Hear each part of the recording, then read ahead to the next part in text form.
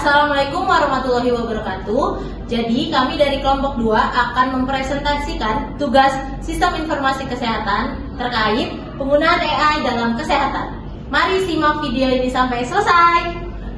Untuk latar belakang, Indonesia sedang mendorong percepatan transformasi digital melalui Strategi Nasional Kecerdasan Artifisial tahun 2020 hingga 2045. Namun, tingkat kesiapan nasional masih beragam akibat keterbatasan infrastruktur data, kurangnya tenaga ahli, serta rendahnya literasi digital di berbagai sektor industri, juga umumnya masih berada pada tahap pemahaman dasar terhadap AI. Hal ini membuat penerapannya belum optimal di tengah tantangan etika dan privasi data. AI merupakan teknologi yang memungkinkan sistem melakukan pembelajaran mengenai pola dan mengambil keputusan secara adaptif berbasis data. Dalam sektor kesehatan, AI telah digunakan untuk analisis medis, prediksi risiko penyakit, serta dukungan keputusan klinis, pemodelan persebaran penyakit, serta layanan telemedicine yang secara keseluruhan meningkatkan akurasi, efisiensi, dan akses layanan kesehatan di Indonesia.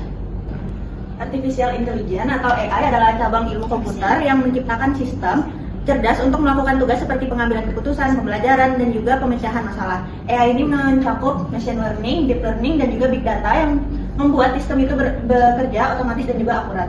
Dalam bidang kesehatan, AI itu digunakan untuk menganalisis data pasien, prediksi penyakit, dan juga deteksi citra medis, serta mulai diterapkan di Indonesia melalui rekam medis, elektronik, dan juga model prediksi risiko. Machine learning dan juga deep learning itu membantu mengenali pola kompleks dan telah dimanfaatkan untuk analisis citra medis serta prediksi penyakit dengan akurasi tinggi.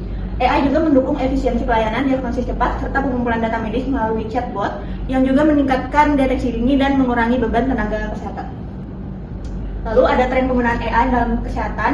Analisis data kesehatan menggunakan AI itu membantu diagnosis dan juga mendukung keputusan klinis dengan akurasi tinggi. Melalui machine learning dan juga deep learning, AI itu mampu memproses citra medis seperti MRI dan juga CT scan untuk mendeteksi pola penyakit dan juga memprediksi risiko sejak dini.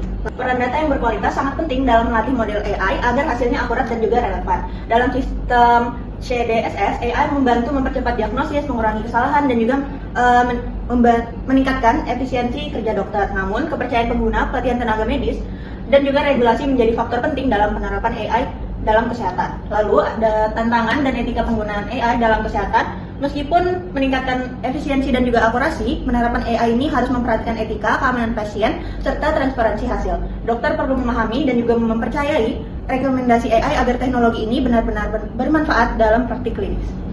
Jadi, inovasi AI dalam diagnosis penyakit dapat menganalisis data kesehatan menggunakan AI. AI memproses data medis besar seperti citra radiologi dan rekam medis dengan cepat dan akurat melalui machine learning dan deep learning. Model seperti CNN mampu mendeteksi penyakit dan memprediksi resiko secara lebih sensitif dibanding metode tradisional. Namun, tantangan utamanya adalah bias data, heterogenitas, privasi, serta kebutuhan validasi klinis. Kemudian, peran data dan penerapan AI dalam sistem klinik. AI pada CDSS membantu diagnosis, screening dini, dan pengambilan keputusan terapi sehingga proses klinis lebih efisien. Meski begitu, implementasinya dipengaruhi kepercayaan dokter, transparansi model, integrasi sistem, dan regulasi sehingga aspek etika dan keamanan pasien tetap harus dijaga. Jadi AI dalam layanan kesehatan banyak dipakai lewat chatbot yang membantu konsultasi awal dan triase gejala sehingga mengurangi kunjungan yang tidak perlu. Beberapa chatbot bahkan terhubung dengan sensor seperti saturasi oksigen untuk deteksi dini infeksi. Meski bermanfaat, ada tantangan seperti bias algoritma, privasi, data, dan kebutuhan validasi klinis. AI juga digunakan di manajemen rumah sakit dan pemantauan jarak jauh. Sistem berbasis AI bisa mengatur alur pasien, memprediksi kebutuhan fasilitas, dan mengurangi beban administratif. Untuk monitoring, AI memanfaatkan data wearable untuk mendeteksi perubahan kondisi pasien lebih cepat, terutama bagian pasien kronis. Baik, selanjutnya ada tantangan dan etika dalam penggunaan AI. Yang pertama di sini ada privasi data di mana risiko kebocoran tingkat tinggi karena perlindungan data pasien yang belum optimal. Yang kedua ada regulasi di mana belum adanya aturan khusus yang mengatur penggunaan dan tanggung jawab AI dalam kesehatan. Yang ketiga ada SDM dan institusi di mana tenaga medis belum siap karena minim pelatihan dan pedoman etika. Yang keempat atau yang terakhir itu ada kolaborasi di mana perlu adanya kerjasama lintas pihak agar AI aman dan etis bagi pasien. Selanjutnya ada kesimpulan di mana penerapan AI di bidang kesehatan Indonesia dapat meningkatkan akurasi diagnosis, mempercepat analisis data, dan juga mendukung keputusan klinis. Namun tantangan-tantangan tetap ada seperti pelindungan data pasien, kesiapan tenaga kesehatan, kualitas data yang belum merata, serta ketiadaan regulasi yang komprehensif.